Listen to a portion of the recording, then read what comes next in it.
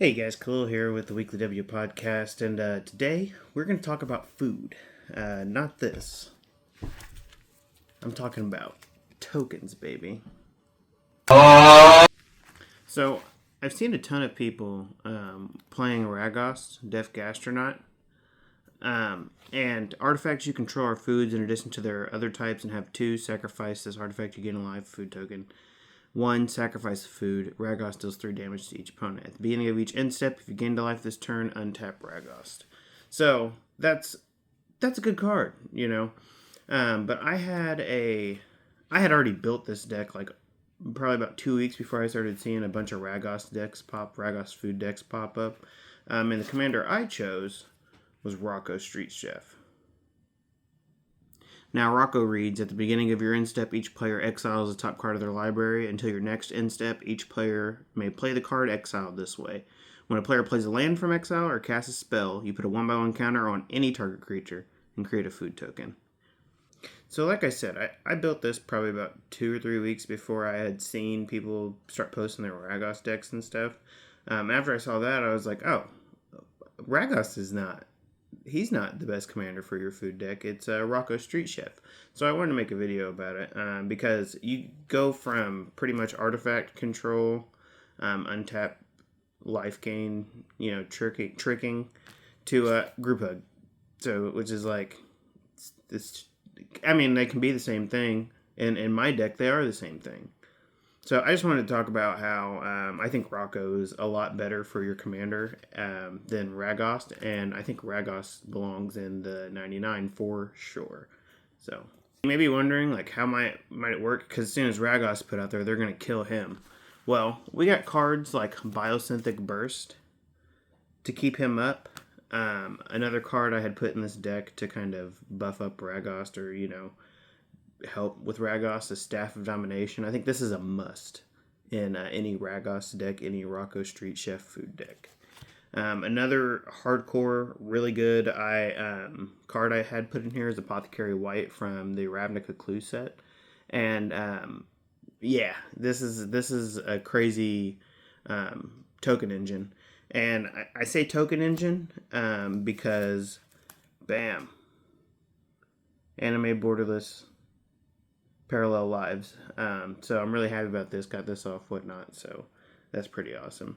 And then the last piece of kind of tech I have for my food portion, well, not even the food portion, but Ragost specifically, is Jandor Saddlebags and Finhorn Brownie. Those are 2 untap engines. So I have in total like 4 I can untap Ragost about 4 or 5 times in a turn. So even if they do kill him, I can rescue skiff him back. I have another pull from the graveyard as well that came from the Lord of the Rings set that I cannot remember what it's called right now. But yeah, I can pull him back from my graveyard, and I can trick up to 3 turns with Ragost if I have the right cards in hand, which I will, because of the draw engine that I have in my deck and my food token creations. I have so many food token creations that I just got one single food token that I am going to just put counters on. So another honorable mention is Rosie Cotton of South Lane. I think that's a must, as well as Jandor Saddlebag in any Ragost deck. And when Rosie Cotton of South Lane enters the battlefield, create a food token. When you create a token, put a 1/1 counter on target creature you control other than Rosie, which, with parallel lives, that's going to be pretty nasty. So yeah, overall I wanted to go over the archetype of my deck and compare it to most Ragost decks. Most Ragost decks I see are very artifact heavy.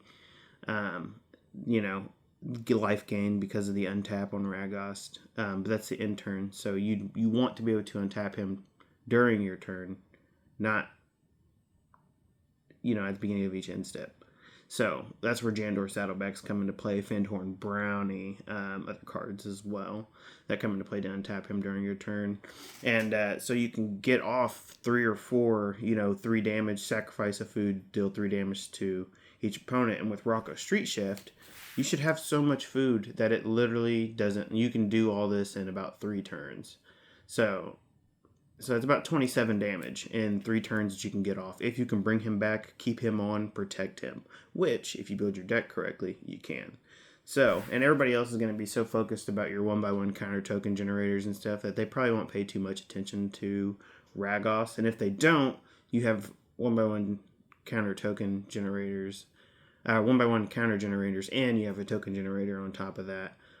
So, you know, your board's going to be something to really fight with. Just a little short video on why I think that Rocco Street Chef is a much better commander choice than Ragost. I do think Ragost belongs in the 99. I do think you need to pull him to pull off some cool tech. I do think you need to protect him. So make sure he's buffed. Make sure he's good. Make sure you have your Jandor saddlebags out, your Fenhorn Brownie out.